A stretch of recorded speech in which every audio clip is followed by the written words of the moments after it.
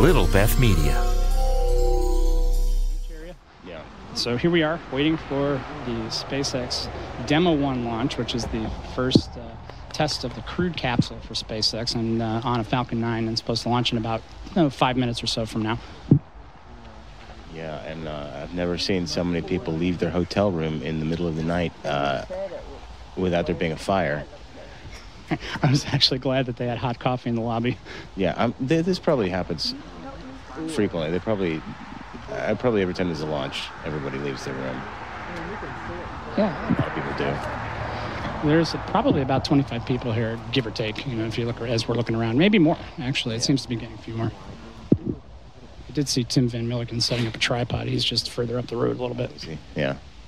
Yeah, so we have about 3 minutes, and yeah, that's it. About to witness history. We have an ignition. We have an ignition. Right over the horizon, I see this like a little glow of light. And of course, it's right where the streetlights are, so, boo on us. But there it is. There it is. I'm seeing a flame rising above the horizon. Big, bright light. Seems to be painfully slow for anybody who's out there that's ever flown rockets before. But there it goes. It's going up. Beautiful. You can barely hear the sound of it because we're kind of far away, but it's just gorgeous. And I'm going to take a photo of this. It's going to be a big ball in the sky, but that's okay. Oh, please. I had my flash on. Everything looks good. It's just going straight up. That is so cool.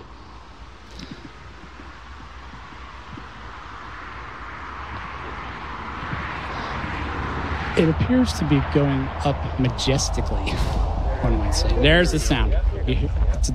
There it comes. Here comes the sound.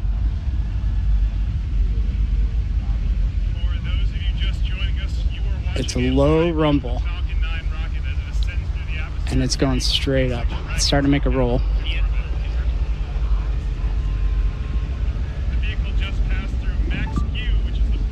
Okay, went through Max Q right now. I hear from the SpaceX app, and that sound, that roar is just incredible. Here it comes. I can actually feel it.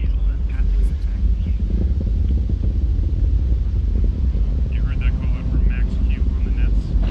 The Falcon 9 actually throttled down its 9 Merlin engines to reduce aerodynamic load. There's a big trail. It looks like a reddish-orange plume that's coming out of it. And that sound is just, it's getting through my feet, and it's getting through my body a little bit.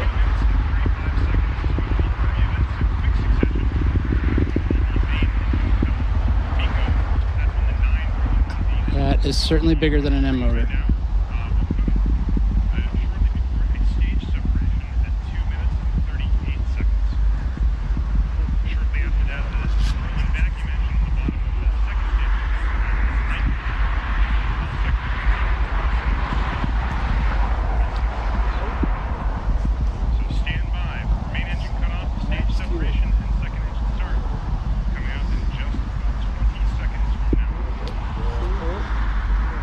Still going.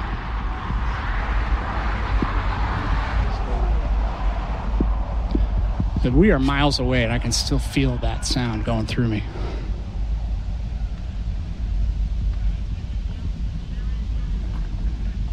All right, there's some people around here that are watching the live stream, and it sounds like the people at SpaceX are all happy.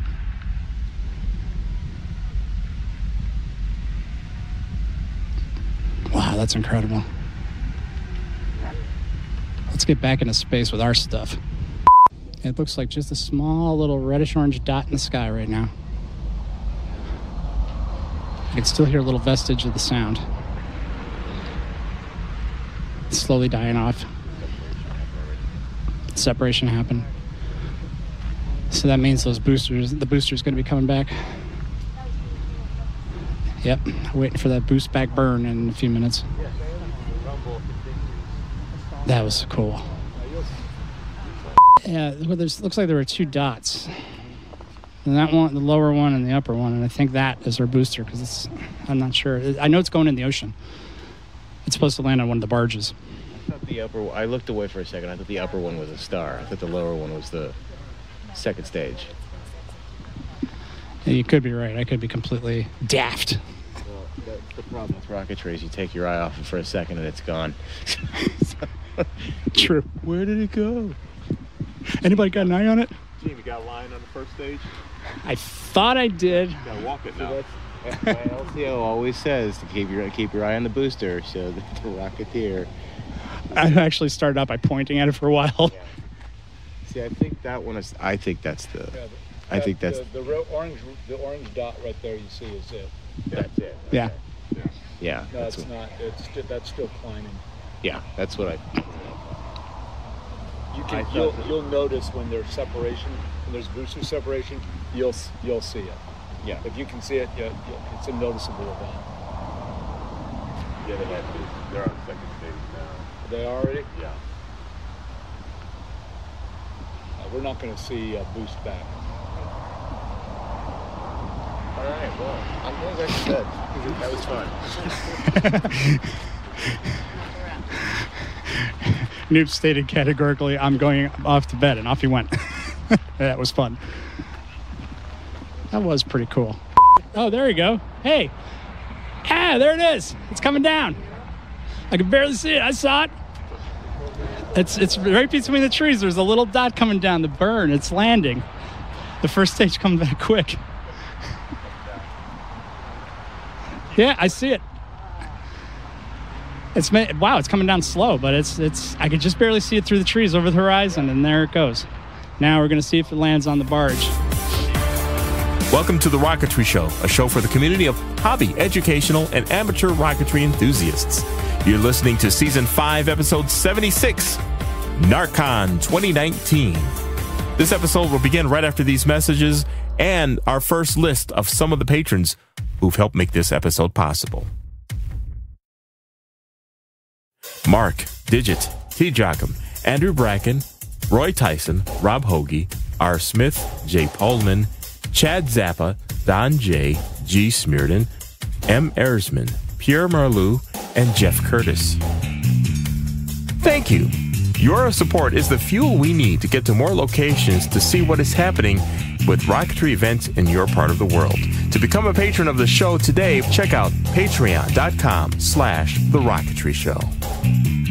Introducing Mach 1 Rocketry, the creators of a new line of fiberglass kits with amazing designs and solid construction that'll last a lifetime. Mach 1 Rocketry, the fiberglass specialists. We don't make anything else. Now you can fly low power with less worries about crashes and wet weather. Check out our BT-sized kits with filament-wound airframes and 1/16-inch G10 fins and G10 centering rings. These rockets are tough enough to take the punishment of many flights. And when you're ready to step up to high-power rockets, Mach 1 Rocketry has a complete line of exciting new fiberglass kits. Check out old favorites and great new designs as well, like the Black Hole, an instant classic, easy to build, tough, and inexpensive. The triple crown of rockets from Mach 1 Rocketry, the only manufacturer of fiberglass BT-sized rockets in the world. Visit us online at Mach1Rocketry.com. That's Mach, the number 1, Rocketry.com. Kits by flyers, for flyers. Step up today.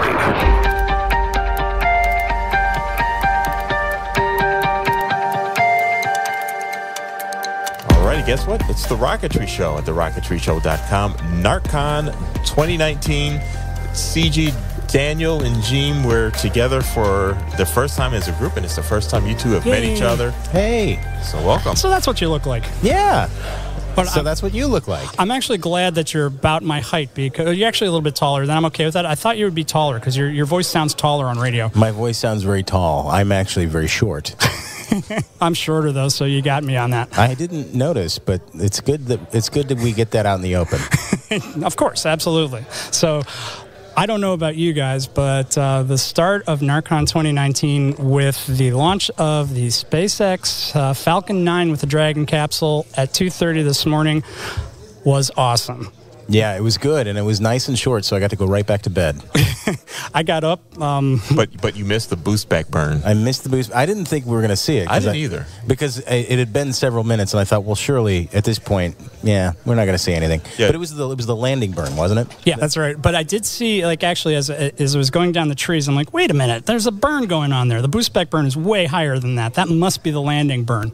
So, brief moment. It was a blip. It might have been a UFO, but I'm thinking I'm going to go with it was the landing burn for SpaceX. Yeah, for a while we're looking in the wrong direction because we kept seeing this light, this flashing light, and it was a storm out over the ocean, but a very small storm with a lot of lightning. And then other people were looking in a different direction and saying, no, it's going to be over there. And it was. Boy, was it. And it just lit up, and then there it was. What was really cool was it took a little time before you could actually hear the sound of the burn because it was far away. So sound traveling a lot slower than light, of course. But even from the distance that we were, I could feel that sound of that motor actually going through my toes and up through my body. And I imagine if we were closer, we would have really felt through our heart pumping and stuff. But that's the thing that I take away was that it was what, about 5 miles maybe? I don't know. We were further away than I thought because I think we're 10 miles from the visitor center, and the visitor center is about 6 miles from the launch pads, but we weren't really linear to that, so maybe about 13 miles or so. Yeah, but still, 13, I mean, 14. I felt that vibration of that base. Yeah, it was. You could feel the vibration, but it was further away than I thought it would be. I kind of thought we were close. I mean, not that close, obviously. You can only be so close, but it was cool. Burn your eyelashes off. It was cool. Yeah, no, it was definitely cool. It was really neat. And it didn't do that thing that I'd seen in some of those launches where the plumes get really wide and everyone thinks it's a UFO and it was sort cool. of it was doing that, but what catches that plume is if they do a launch when the sun is still close enough to catch the rocket. Yeah, the sun was around the horizon enough on the other side of the planet because the Earth is round. It also went up at a shallower angle, didn't it? Because it was going into low Earth orbit. Because it was going into the lower orbit. I think it was the same kind of orbit. Yeah, it's the same kind of. So I pitched over earlier than. Right. We should probably have researched this so that we didn't sound like idiots. Well, we weren't sure it was going to happen until like the last second. I don't know. I had my finger on it for a while, just like at a launch. But Ripley, trying to track it. Ripley was on board, looking impressive during launch. Yeah, absolutely. Well, what a heck of a way to start. So we're here now, and there's all kinds of activity going on. There's tons of people, old friends, new friends, and I did have a chance to sit in on one of the sessions, and that was pretty cool. It was regarding high-power staging, which I thought was interesting, and I learned a little bit about that I'm going to take away. So do you guys go to any of the seminars? Yeah, I went to a couple of them. I really wanted to check out the staging, but one of the bloggers that I have been following since I started, Chris Michaelson, did a session at the same time. It was on making paper shrouds. Oh. And his blog has given me so much. I learned so much from his blog. It's modelrocketbuilding.blogspot.com. If you're not familiar with it, he's a real craftsman. He mostly does low-power rockets. And it's really, really worth more than worth a look. It's a great blog, and so he was there, and he was really personable. He's been an entertainer for 40 years, so he really knows how to work a crowd, even the small crowd that we had here at NARCON, and so that was a lot of fun. And I finally got to meet him, and then went to the scale modeling seminar done by the U.S. FAI team. Yeah, and that was really interesting. They each took a thing that they were really good at. Rather than presenting how an entire model was built, they worked on specific aspects of a particular aspect of a model and how you break a model down if you want to do like international scale altitude competitions, how you scratch build something like that. And so for one of the things that I saw was Mike Nowak's 3-stage Saturn V, right, which you normally can't fly. A Saturn V is a 3-stage rocket because it doesn't have fins other than the ones at the bottom. But he came up with some really ingenious ways of staging a Saturn V in 3 parts. And so I got to see the parts that survived the TSA on the way here. Oh, man. So what did it look like? Can you describe it a little bit? Yeah, it was the middle. It was the second step. Well, the part that was on display was the second stage. Okay. And also the upper part. So the second stage of the rocket, as it separated, it had these little fins that came out on springs. So oh yeah, okay. To stabilize it, and then the third stage separated at the sort of the transition, the conical transition. The conical transition part, and no fins. It just used the conical transition as stabilizing. Is that like a cone? Okay, kind of like the Zooch Saturn V, isn't it? The Mike ant scale. The ant scale uses the ant scale just uses fins because Okay. it's just a single stage rocket. But what I mean is you got the third stage that separates. You got that. Not an expert on. I think it's an interstage or something. It's an interstage. Yeah, it's an interstage transition. But on the model, it's actually. Okay. It's actually a transition. It's a reducer transition piece on the model rocket, and because it's a conical shape, and you can fly a cone-shaped rocket with no fins because it stabilizes itself through drag stabilization. And you just have to make sure that you use you know your weight and you know what motor you're flying with that, so just to make sure you're stable. Okay. Yeah, and those guys are pretty good rocketeers, so they know. Well, for you to say craftsman of anybody, that says a lot. Well, I mean, I've painted I've gotten lucky with a few paint cans, but there are some people who are consistently. And here the thing is that what they really do is they spend a lot of time and they work on these models for a long time. And like the scale modelers, one of the things that they said that was really interesting is that they all have a lot of junk parts that they screwed up and that they.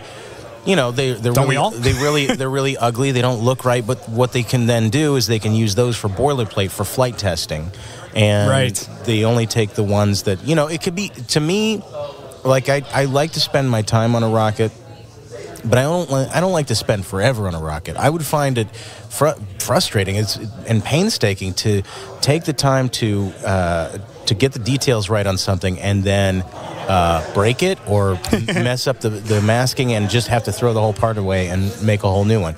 So it's that really is a sort of level of craftsmanship. There was one guy who built this, and I don't know the rocket. I think it's a surface-to-air missile or air-to-air missile. Actually, it's a surface-to-air missile, and it's got canards on it, which can be a problem for an altitude rocket and also a problem for stability for a fin-stabilized rocket.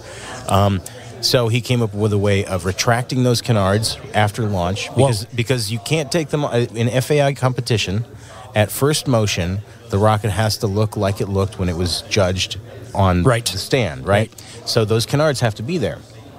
So he came up with a way for the rocket to retract its fins after liftoff, after it starts to move. Because once it starts to move, it can look different. That's crazy. Because the rules say it has to look the way it looked at first motion. So he has a little pin mechanism that is attached to the launch pad. So when the rocket lifts off, it releases this pin, which retracts the canards. And retracts the canards. But then he's got all of these little details. This particular missile, and I'm sorry, I don't know what it was called. I forget. Has all these little windows where you can see the electronics inside. So it's a scale rocket.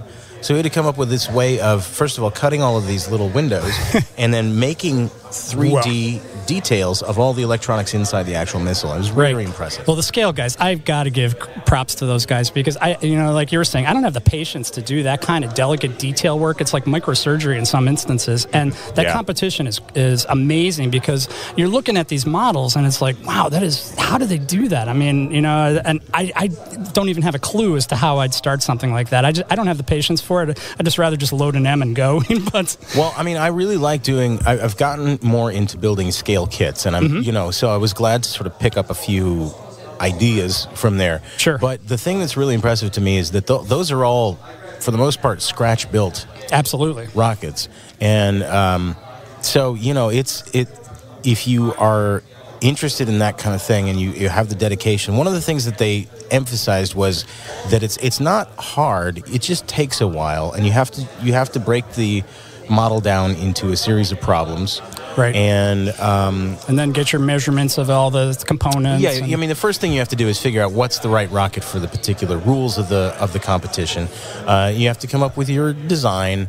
And then, so James Duffy is one in particular, and he does a lot of Little Joe rockets, and he has this one very impressive, large, I forget the exact scale, Little Joe, and it's got a really nicely built escape tower and everything, and he showed all of these jigs that he'd made on a laser cutter to make those parts, and making the tools that you need to get the parts. Right, and it looks like, you look at the rocket and you think, well, how do you make something like that from scratch? And then he breaks down, here's how I did this. And it's true. It's just, it takes a while, it takes some thought, but for the right person, that's part of the pleasure, is figuring out, how am I going to make this rocket?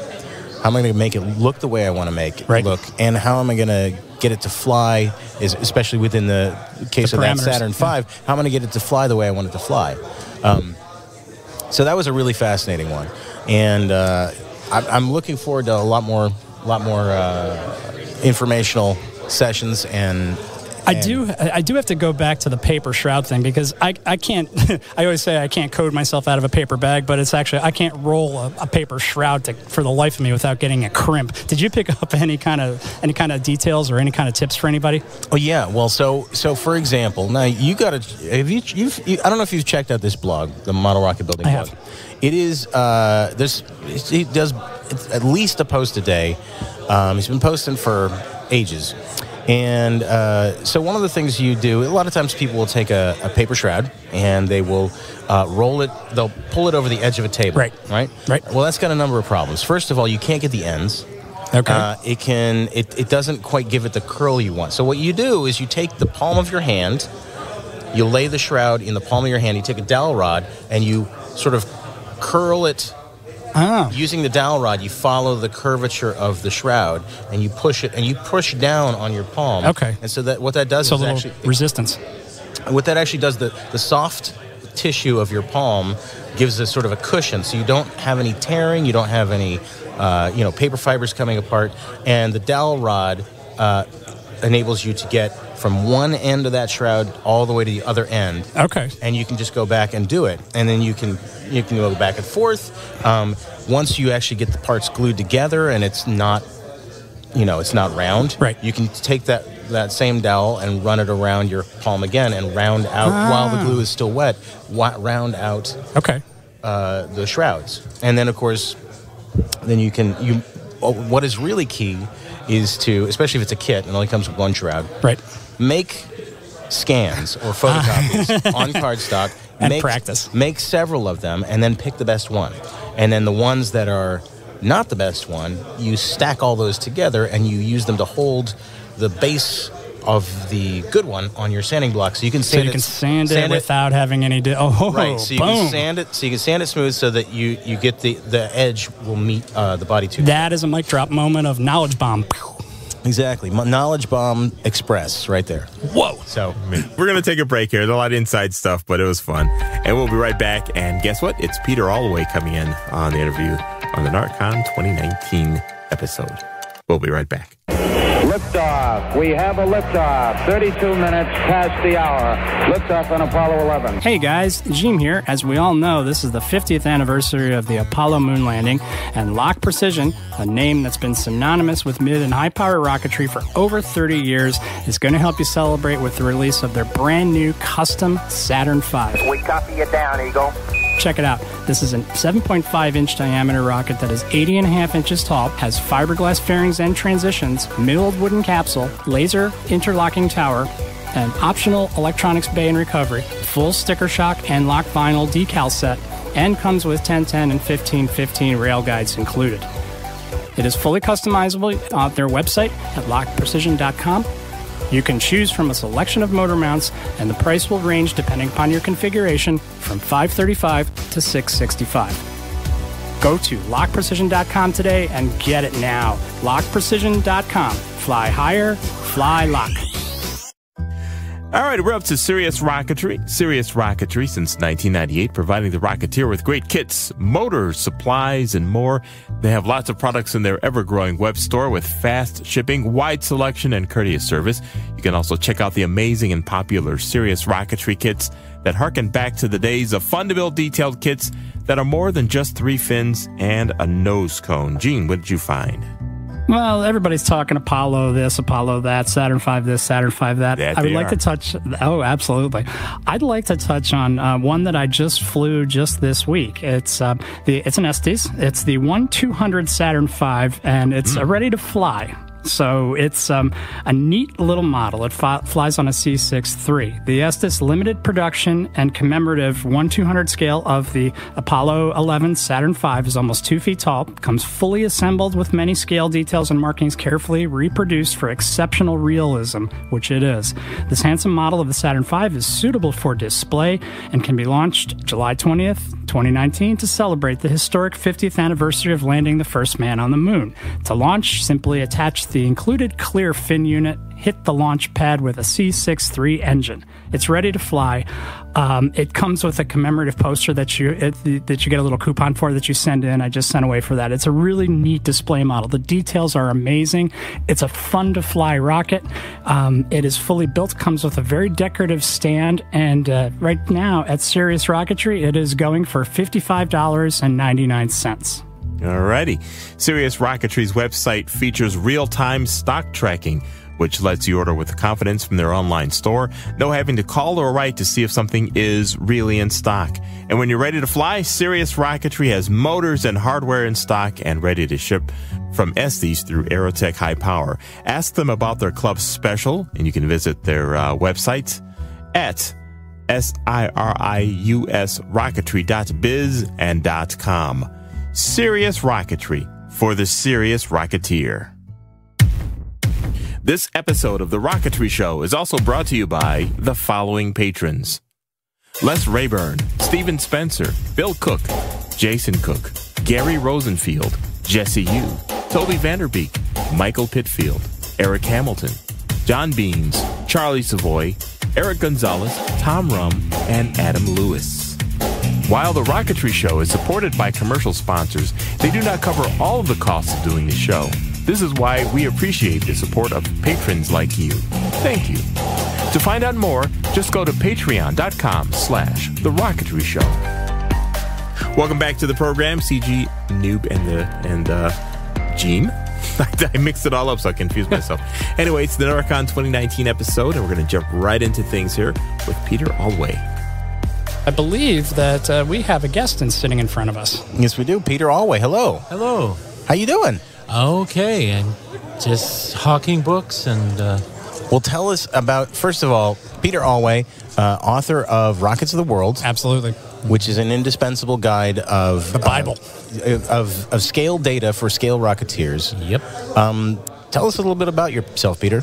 Okay, well, I've been flying rockets since I was knee-high to a colorful expression. It's about 7 years old when my older brother introduced me to it, and I never left the hobby, but I got connected with clubs when I was in college, and much to my surprise, people weren't building scale models. And that I thought was odd, because to me, hobbies are all about building scale models of things. Right.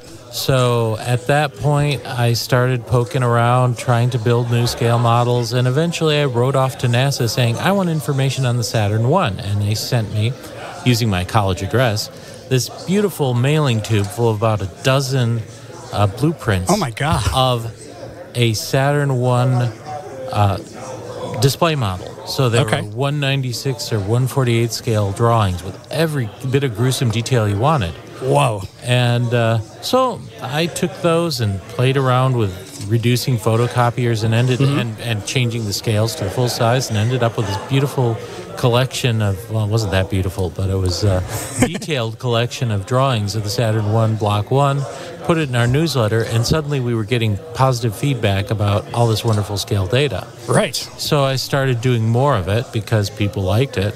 Eventually, I'm from in Ann Arbor now, but I was at a neighboring school in Ypsilanti, Eastern Michigan University, went over to the University of Michigan, which had a sounding rocket program back in the 50s. It still has one running at some level. And asked around, hey, is there anybody who has information about sounding rockets? I found a professor emeritus who was being asked to clean out this huge room in front of his office that was full of crap they needed to get rid of. That sounds good. And that crap included wonderful documents on sounding rockets. And lo and behold, looking through all this stuff, I was able to put together more and more drawings, and it became addictive. So it's kind of a little bit of a detective work, a little bit of an archaeology, a little bit. It's a scavenger hunt. It's 1,000 simultaneous scavenger hunts. Now I do a lot online, but I was doing a lot at Archives, Air and Space Museum, the depths of the engineering library at University of Michigan, wherever I could find it. And it's like, oh, that's a dimension drawing. That's great. Oh, there's a photograph. Eventually, you find a photograph that matches the drawing, and bing, there's one. You've got it solved. You write up a drawing, and you continue. Wow. And that's just been going on until in the 90s, I had enough to put together what was going to be a little booklet for our club, the Huvar Scale Modeling Guide. And it was, like 20 or 30 little drawings, and then, well, there's another one, and there's another one, and pretty soon it was a 160-page book. Right. And at that point, I discovered that people were itching for this material. And the next step was people started sending me stuff. So helpful. People would send me all these drawings they had collected. It turns out that I discovered in the 60s and 70s there was a mentality that the trick to winning in a scale contest, which was the manliest thing to win in, involved you having the scale data that nobody else did. Okay. And so people would write off and get these collections of data. Right. They kept tight. Eventually, the culture changed, and I was right there at the right time, and they looked at this and they said, I'm never going to use this stuff. So they'd send me these packages of stuff. So you became the collector of all things. Yeah. And so a few years later, there was Rockets of the World, and I've got a first edition sitting there ready to be sold in original shrink wrap. But they're going to go fast, I can tell you that. There's one. It hasn't gone yet. Maybe you should go and get it. Maybe I will. Yes. So anyway, the point being is that all this material came together, and it was immensely fun to see how well appreciated it was. And I've gone through and done little supplements and an extra booklet or book called Retro Rockets on 1930s Rocketry. Okay. And about 15 years ago, I got really sick of running mail order. And about that time, I was able to increase my hours teaching. I teach astronomy at Schoolcraft College in Livonia, Michigan. Very cool. And I realized I can live. So I don't need to run mail order. But in recent years, the itch has come back, and I've been thinking about Rockets of the World is only about half the book I want it to be. I want it to have everything. And there are some big gaps, and so I've been working on filling those gaps. One of the big gaps is chronological. There are rockets from 1300 to 1918 that, I never thought about them. I didn't take them seriously. The medieval ones. The medieval ones, exactly. There are medieval rockets. And the thing that astonished me is when I started to dig around, I discovered there's scaled data for medieval rockets. You got to be kidding me. Where would you find something like that? Yeah. There are books. There's a book by a historian of the technology of China, and you go through it, and he gives the lengths of at least 2 or 3 components of this 1350 rocket and a woodcut illustration. Whoa. From the Fire Dragon Manual of 1350. Wow. And, so medieval. Apparently, he found this at some antiquarian bookstore in China in, the 1940s or something. And that had this information. About the origin. And so he had put this whole book that covers the origins of rocketry. Somewhere else, a Korean scholar had found from 1450 a manual on magical machine arrows. And these magical machine arrows, the bureaucrats of the time had recorded with units that are equivalent to a fraction of a millimeter accuracy, diameters and lengths of the various components. And this guy had gone in and found these translated to modern Korean and put together a paper with these beautifully dimensioned drawings. And there are replicas in a museum that I was able to find photographs of for colors. Cool. So you can go back that far. You go to the 19th century. There's a book by the predecessor of the U.S. Coast Guard, the U.S. Life-Saving Service, and they were looking at life-saving rockets. You send out a rocket carrying a line to a ship, and that line can carry another line that can rescue people from the ship. Interesting idea. And there were several of those in business at the time. There were German ones, and British ones, and Russian ones. And this fellow had ordered some of each and done evaluation tests on all of them. And part of his report included detailed dimension drawings. Fair enough. With color notes. Yay, color. So you can actually make an accurate model of a 19th century rocket. There's artifacts from as old as the 1500s, so it's a wonderful collection. Wow. So that was kind of amazing. So that works kind its way of, forward. So did you have to convert cubits into inches or centimeters? Actually, it was weirder than that. There was a Chinese market system of units, and the historian who wrote it up had simply translated one unit into feet and another unit into inches. Okay. The problem is that the foot unit was 10 times the inch unit. Slightly off. Yeah, that's not quite accurate, is it? Yeah, once I figured that out. I like the base 10, though. And then, well, apparently there are rulers or something that archaeologists have found, and I could look up in Wikipedia the Chinese measurement units, find out that during that dynasty, the inch, the so-called inch, was 30 millimeters, and the so-called foot was 30 centimeters. Wham! You got it. You got a conversion. Yeah. The Korean one, the guy had already done the conversions, although he didn't understand significant figures, so he's got like thousandths of a millimeter for dimensions. But so that stuff is there. The latest project I was working on, I did one called Retro Rockets of 1930s Spaceflight Dreamers. The latest one I did was on World War II rocketry, which lies at the root of what's happening much later.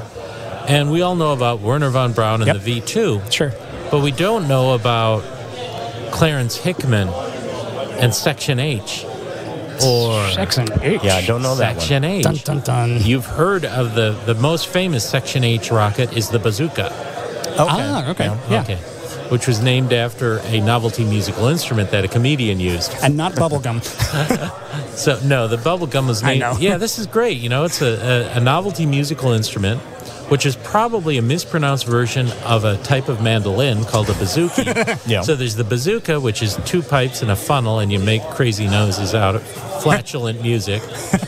Then you get the rocket launcher, which some general thought looked like a bazooka musical instrument. Then you get the bubble gum. So it's all a continuous string. You see, that's the sort of thing that I'm doing with rocketry. You are speaking like a true historian, making those connections. So anyway, there's these groups. There's one at Caltech, which wasn't the JPL, and they did a lot of work. There's the British under Mr. Z, the mysterious Mr. Z. Of course, there's a Z in there. He's British. Yes. Sir Alwyn Crowe. He worked on solid propellant rockets with the British. So the Russians were working on them. The Germans had their own formulation. So double base is like nitrocellulose mixed with some other lovely high explosive like nitroglycerin. Nasty or stuff. TNT or something called diglycol dinitrate something or other. I'm not a chemist. That's bad stuff, yeah. But there's this whole string of developments that were done with these small solid fuel rockets that were launched by the millions, and you never hear about that. Wow. And how do they connect with what we're doing now? Right. How does that connect with space travel? Because this is double base propellants. This is just my my thing of the year because I've spent the last year or so working on this project, and so I'm trying to piece together how that ties in. We all know about composite solids because absolutely a hobbyists fly them and they're used for space travel. But there's also this other family of double base, and things like the Nike and the Hercule, or the Nike and the Honest John, we're burning double base, much faster burning propellants. So there's a lot of that going on. I'm trying to bring that together. And I've got things like the history of the V2 missile after the war, and I've got how to paint these things, because at White Sands they went crazy with paint schemes. Right, there's a million paint schemes for their stuff out there. I know. You can see those across the way there lined up. I'm looking at them right here in the vendor's hall. So that was a lot of fun. So I've been working on these gaps and filling them in, and so hopefully there will be some monstrously thick version of Rockets of the World that nobody can even lift.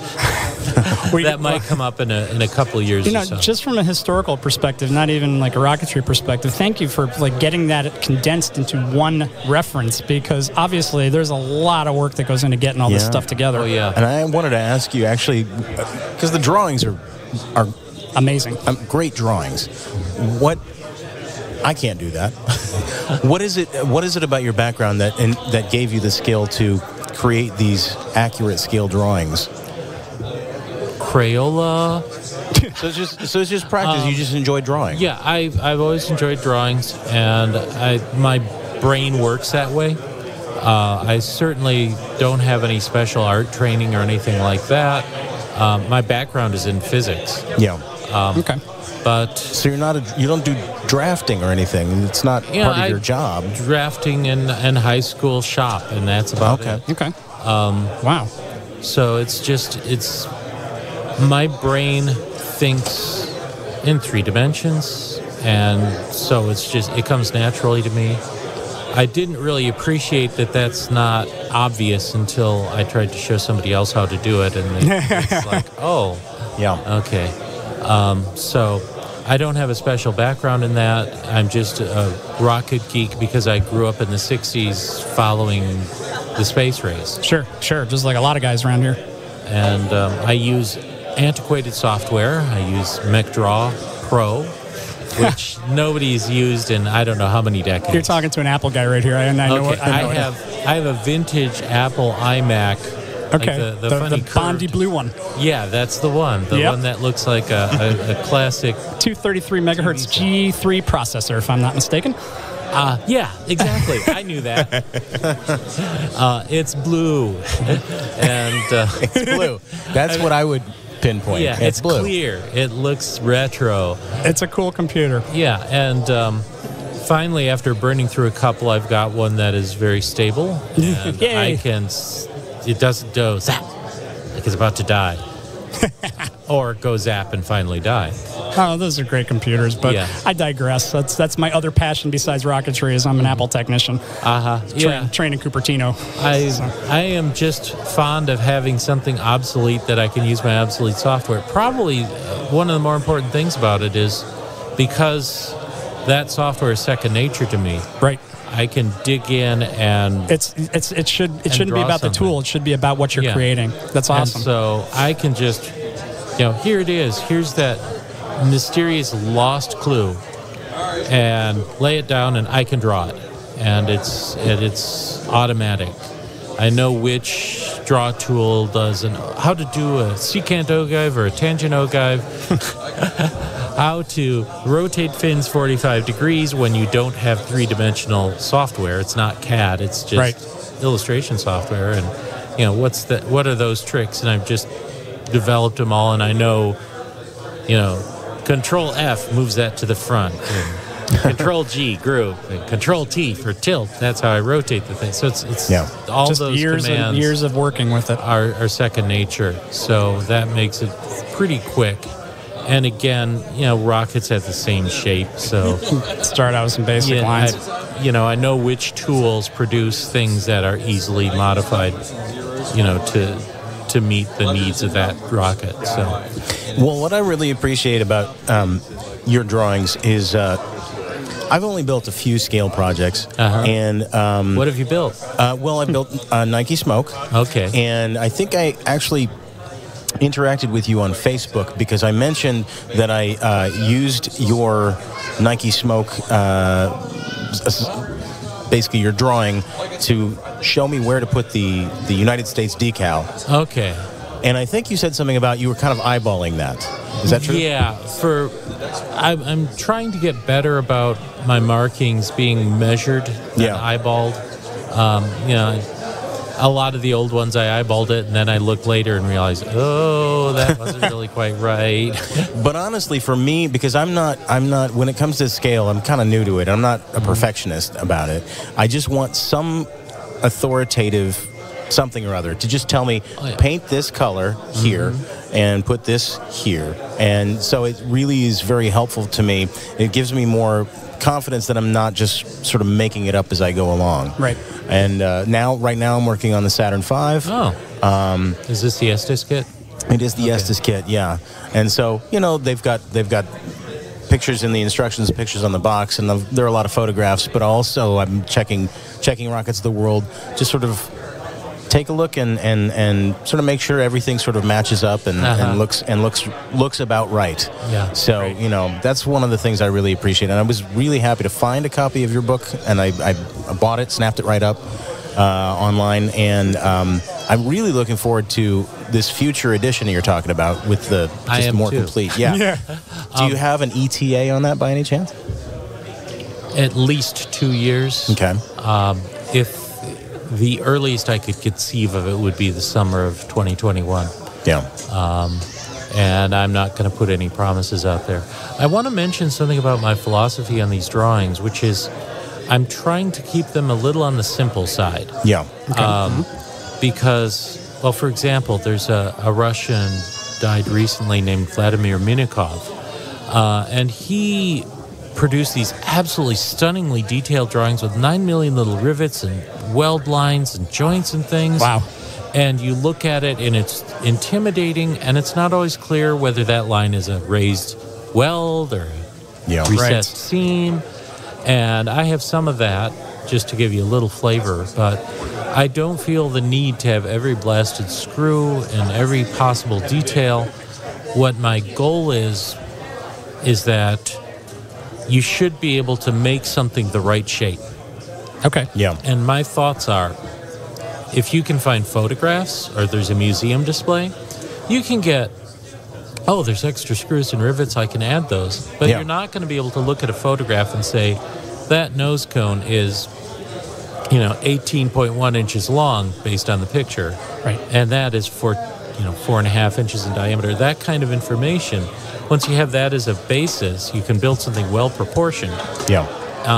Also, as a scale judge for a number of years at NARCON contests, I discovered that lots of modelers are adding detail that isn't really that good. It's not well executed. It's not quite right. And if you build a model that's simple and clean, you will get something that is much nicer. You don't try to get every blasted screw, rivet, or seam, because often they come out heavy-handed and are out of place. Right. And if you have just a beautiful, nice, clean model that's accurately shaped, that's a better model. A better model. And certainly by the way the NAR sport scale rules work, it emphasizes similarity of outline as being worth a lot. Okay. Details, presence of detail, there isn't even a category for that. Yeah. So what I'm hoping the drawings are is that you look at this and you make something and you don't necessarily tear your hair out because you feel obligated to put everything in there. You end up with a model that's right as far as it goes. And then if you decide, oh my God, I love the Nike Smoke, I want to have the rivets and the fins and all this stuff, then you can go ahead and just find photographs wherever you can and see if you can get more. Yeah. So that's my goal, is that you can make a well-proportioned model And often the dimensions are not the easy things to find. Usually you can find photographs or there's a museum display or something. Yeah, right. But those overall dimensions, those are the hard part. That's the hard part, really, the shape. And it's not even the hardest part, but it's the part that has to come first. Yeah. And I'm working with an 8.5 by 11 drawing. And there's a limited amount of information an 8.5 by 11 drawing can get you. Right. And so that's fine. That's the purpose of my book, is that you can build an accurate Arcus and then not worry about every little extra doodad, unless you see one in a museum, photograph the heck out of it and say, oh, wow, there's this and that. The thing that I always find is fascinating is because I've been to White Sands and I've seen some V2s and a bunch of the rocket gardens.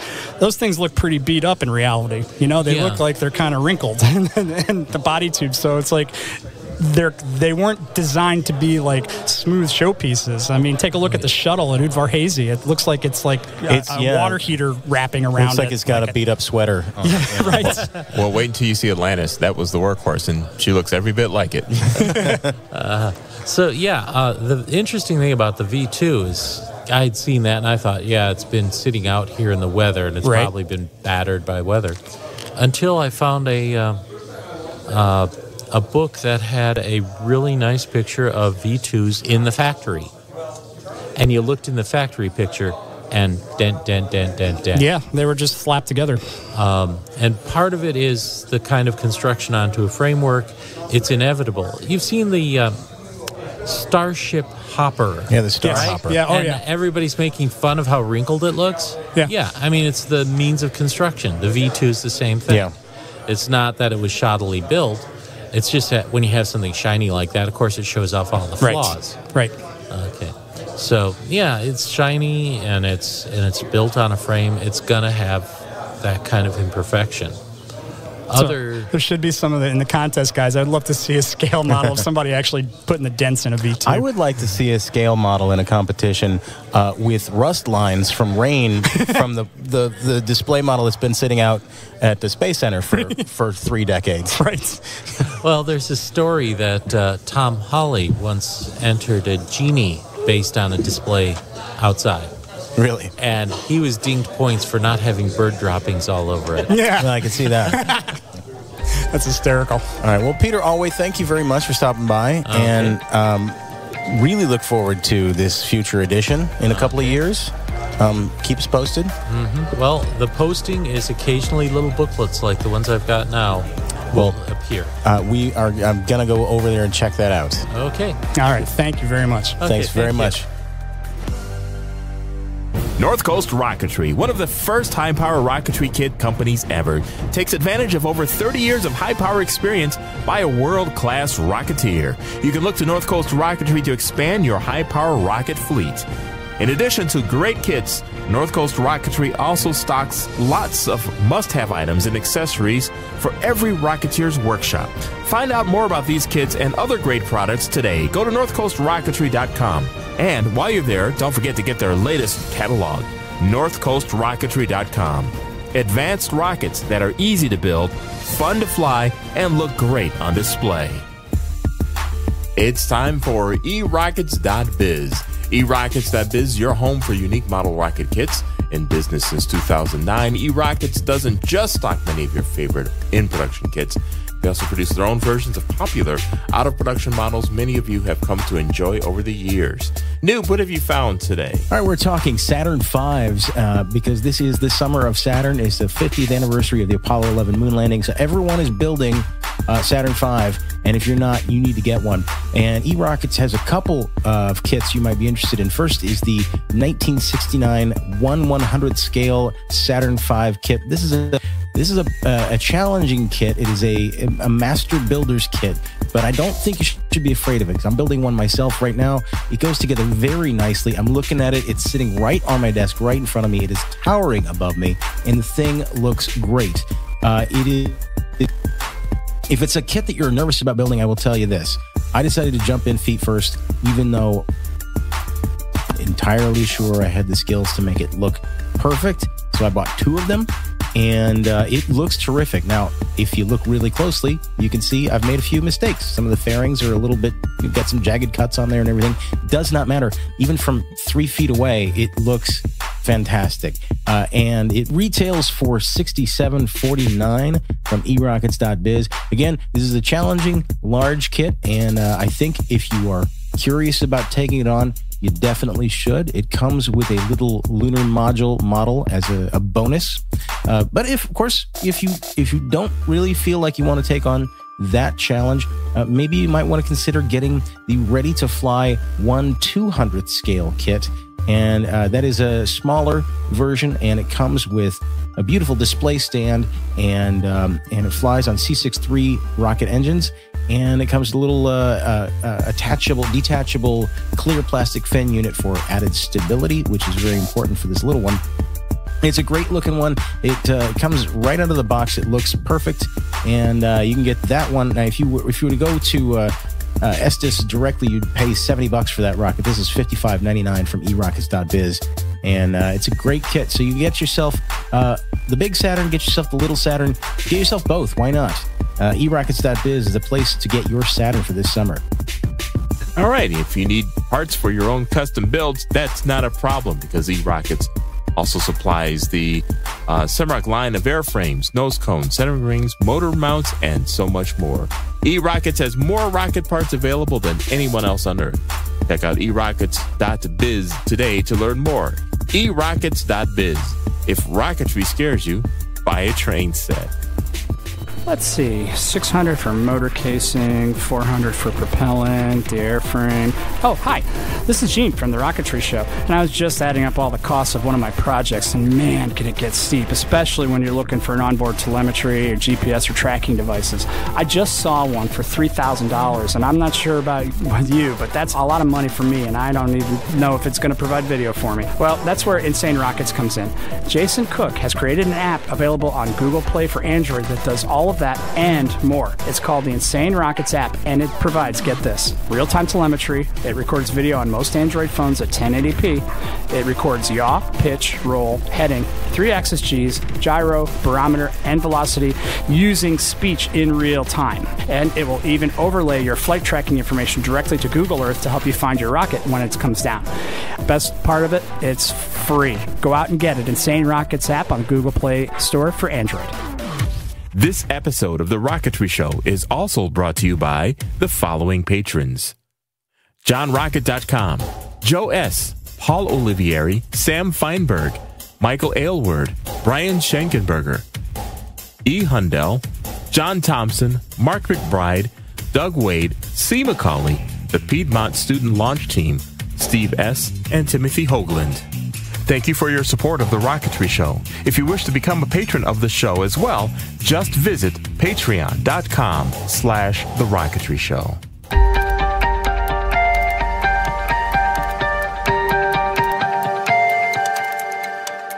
You are listening to The Rocketry Show at TheRocketryShow.com. NARCON 2019, or should I say hashtag NARCON 2019, because that's what I've been over here typing over and over again on the phone. And we've got more guests in here, so we're going to turn over to the Noob and Gene while I do the social media thing.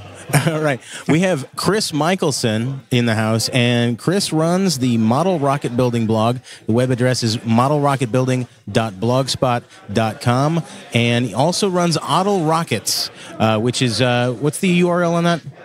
It's oddlerockets.com, but you can also get it through oddlerockets.blogspot.com. And Oddl Rockets is ODDL Rockets.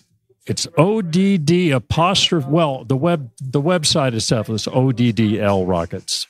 All right.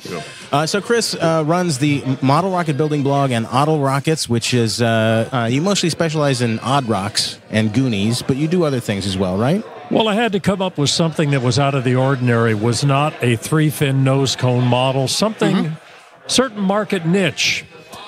And the name came from the word Oddl, or actually Model Rockets. If you drop the M and give it another D, you've got Oddl Rockets. Yeah, like odd little rockets. There you go. There you go. And I have been reading Chris's blog since I got started in the hobby 4 years ago, and it has been such a help. He's a real craftsman and specializes in mostly low-power model rockets, and did a presentation this morning on creating paper shrouds, which is tricky for a lot of model rocketeers. And Chris, Absolutely. why don't you just tell us a little bit about yourself and how you got involved in blogging and creating such a great blog for this? Well, as far as my rocketry experience goes, I had plastic models as a kid. I built my first plastic model when I was 5 years old. Cool. Not well, but I built it. No, that's like awesome. a stratofortress. Sure. Had about 100 plastic models, and one day I'm sitting in my 7th grade class, and the guy in front of me had an Estes catalog. Oh. And I said, I can build models that actually do something. So at 13, I got my first model. Then we found out we couldn't get engines in California. So I built a few models. I ended up, my mother called up the state fire marshal in California. The assistant drove down, looked at our artichoke ranch, 150 acres, and said, "You're good." And he gave me a permit, only to find out through Dane Bowles, who's now with Aerotech Quest. Sure. Dane said, "You're the guy that had the other permit." There was only 2 permits in California. Wow. And it was me and Dane when he was working with the West Covina Recreation Department. Wow. So that was 1970, probably. First rocket I launched scared the hell out of all of us. We were not expecting anything that fast. We wanted a slow liftoff. Just like the real ones. Like the Davy and Goliath claymation cartoon. I wanted it to spell out my name. Hey, Davy, we're going to fly a rocket. We know that one. How come everybody can do Goliath? Nobody can ever do Davy. You're right. Anyway, but that was the start of it. And I got so intently involved with building and flying rockets, and I entered every competition, design contest there was, won a few of them. Got to know the Centauri guys very well, Bob Del Principi, and was offered a position at Centauri, but I was 19 and didn't get it. I had a graphic arts background, so I left rocketry. I'd pretty much done it all by the time I was 21. Then I did about over 40 years on the road as a professional entertainer. Very cool. And after my divorce, I could build rockets again. Yay. So,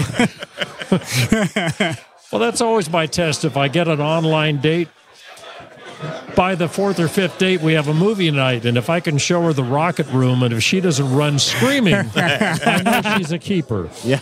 There you go. If you take your date to a rocket launch, and after about 3 launches, she says, "How much longer is this going to take?" Then you know, that ain't going to work out. Here's the ultimate. You have your date, and then your date starts buying rockets. Is that what you've got?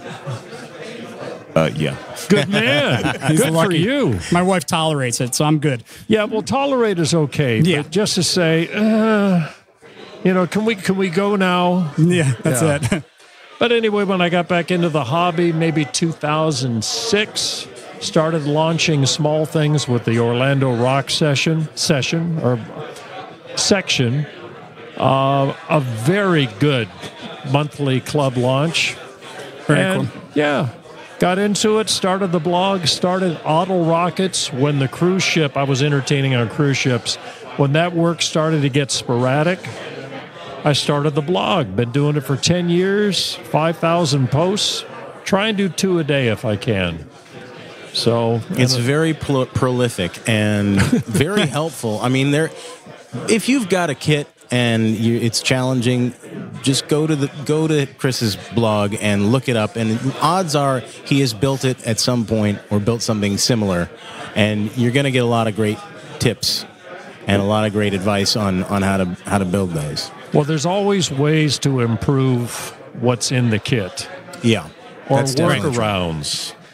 And that's nothing against the kits. They're building them for the masses. I'm building it so the rocket will last longer than 10 launches. Yeah. There you go. And that makes a difference. Yeah, yeah. I think your blog was the thing that made me realize that you can deviate from the instructions a little bit if it seems like a good idea. If it if it makes a stronger, better model, it's little things like cutting that finger tab off the engine hook. Yeah, and that's not something I ever would have thought of doing, but it's very helpful, especially if you got one that would stand up just nicely on the fins, except for that little tab hanging down there. Exactly, and I'm old school. Yeah. You know, we're not so stupid we can't figure out how to get that engine hook off without a finger tab. So. Well, you got some interesting news recently, didn't you? And you want to tell us about that? Well, very excited. I got an email from Bill Stein. I had built a couple models for Quest maybe 10 years ago. It doesn't seem like it. But Bill emailed me and said, would you like to build some show models for Estes? Nice. That's very exciting. Wow, what an honor. Yeah, I felt like I was... Twist your arm, This was like when I was 19 and got the job offer, or the possibility of a job at Centauri. I got that feeling in the pit of my stomach again. And immediately I called him up. I've got Bill's extension now. That was probably a big mistake. But we had a good chance to chat, and I'm not doing it for a trade out of merchandise. It's going to be a paid deal, which is wonderful. It'll pay for supplies. It's not going to pay the mortgage, but I don't care. Doesn't matter. You're building for Estes for their show models. Yeah, these are the models, I guess, that are going to be used in trade shows and maybe some catalogs. They're going to be photographed. That's awesome. Yeah. So it's kind of a 13-year-old's dream come true. 50 years later, I'll be doing this 50 years in April. So better late than never, huh? It's great to get a little bit, even if it's just a little bit of something. It's good to get a little something for a passion that you have already. You get to do it, and somebody's going to pay you a little bit for it. Yeah, and it's nice to be recognized. Yeah, absolutely. Especially by Bill. You know, I actually helped his dad recover rockets at the 1975 NARCON we held in Orlando. Wow. So I know a lot of the old school guys. I knew Howard Kuhn and Colonel. Wow. You know, Howard Kuhn. Mm-hmm. Yeah. You know, and G. Harry Stein and even today I just ran into Jonathan Raines. So, I mean, there's a lot of names from the past. Wow. Chaz Russell, Matt Steele. So we've all been doing this, and we go back. Yeah, and that's one thing I've noticed. I'm a born-again guy, so I've been new to the hobby, new again for about 6 years. I did it as a kid, just casual. So coming here and talking to you guys, it's like I feel kind of humbled in a way, but also honored because, I mean, you guys started a lot of stuff. You did a lot of things. You created a lot of stuff that I'm enjoying now. So in some ways, I'm very grateful for that. Hopefully, we're still creating. I've just, I came out with a replaceable Kevlar engine mount and wrote it up in the Apogee Peak of Flight newsletter a few years ago. That's one thing. I've got some new products coming out, new models all the time, new designs. 1 out of 5 original design might make it into a kit. Might. So, but I'm just excited about the future. I'm taking it at my own pace, and there's no real pressure involved, and it's all gravy now. And there's also that new heavy-walled BT20 tube, which is good for motor mounts and super rocks. Yeah, it is. You passed one around today. You did a presentation on making paper shrouds. It's a great presentation.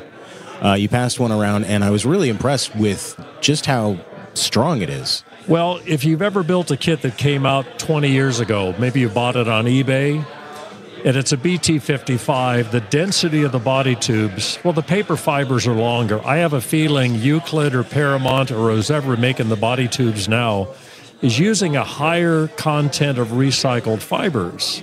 I have a feeling. Yeah. They're just softer than they used to be. They're squishy.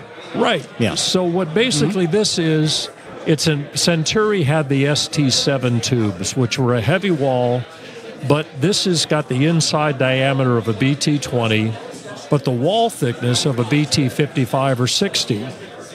So there's many reasons behind this, and also with the new Quest Q-Jets coming out. Absolutely. This is the motor mount tube that will work so well with a more powerful composite engine in an 18-millimeter format. And right now we've got them available in 55 and BT60 size single engines. There's a 3-inch engine hook. So you can put your engine block underneath the top bend of the engine hook, so that engine hook is not going to move and tear up the tube.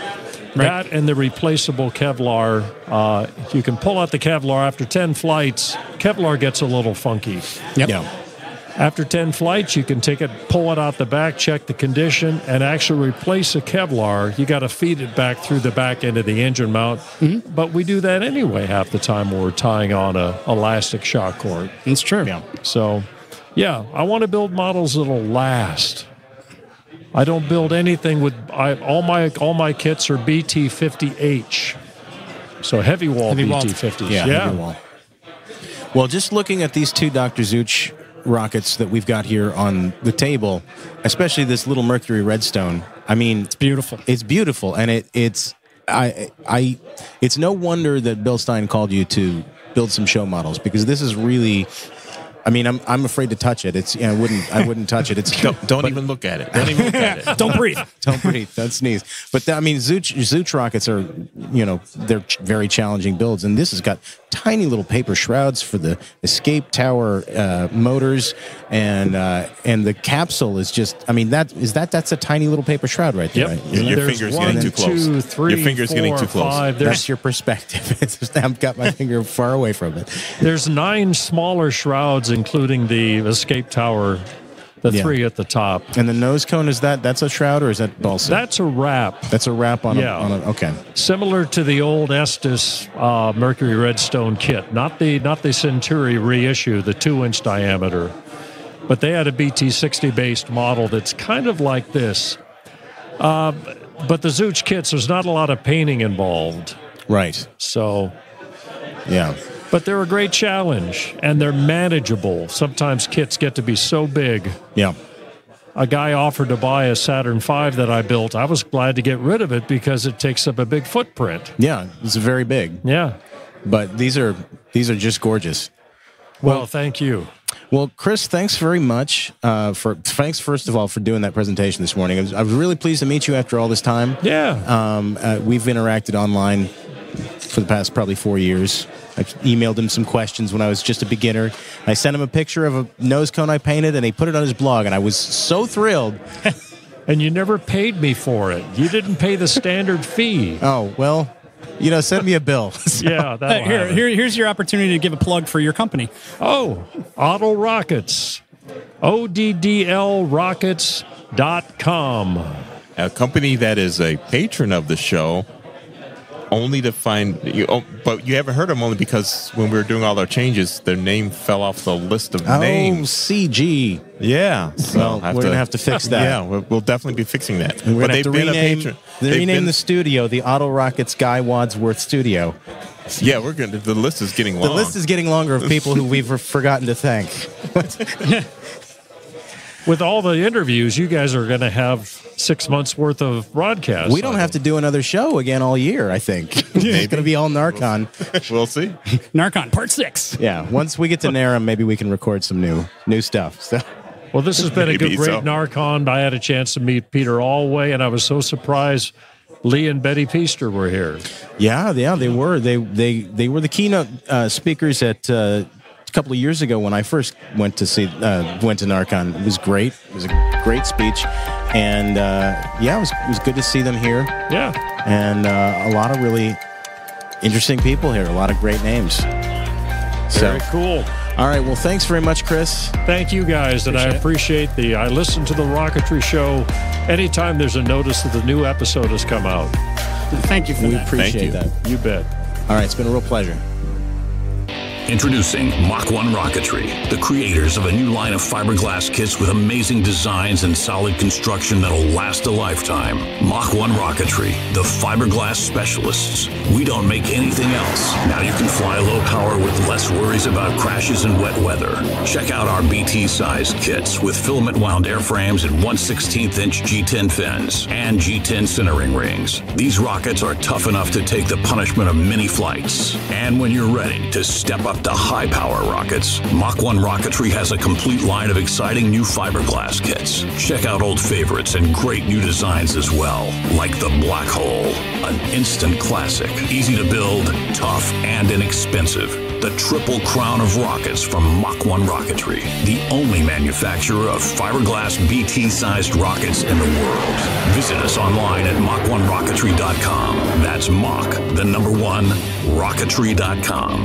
Kids buy flyers for flyers. Step up today.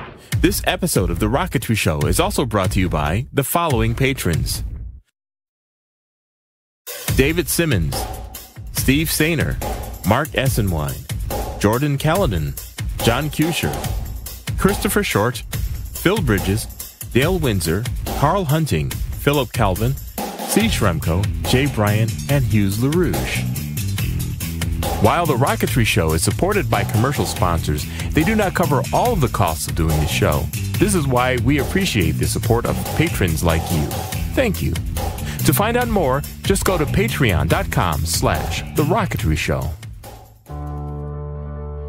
Alrighty, part 1 in the can of The Rocketry Show. So we've got lots more to go. Oh, yeah. Yeah, we had a lot of material. This was my second NARCON. How many NARCONs have you guys been to? 2 for me. 2 for you. And CG, you've been at 3 so far, right? You were at NARCON last year. I had to miss last year. Yeah, it was pretty great. It's pretty awesome. I wanted to buy some of Peter Alway's stuff, but I actually already have Rockets of the World, and I ended up being a little short of funds that weekend. But I'm looking forward to him coming out with a fully expanded edition in a few years, it sounds like, of Rockets of the World. I was lucky to find an edition on eBay that somehow had slipped the notice of a lot of people, and I got it for about list price or thereabouts from a bookseller. Yeah, so I was lucky there. But it was really cool just meeting Peter Alway. Come on, I mean, it was cool meeting Peter Alway. I mean, you know, you that's a name you hear a lot, especially if you are into scale modeling, and you know, you see him chatting away on the forums occasionally.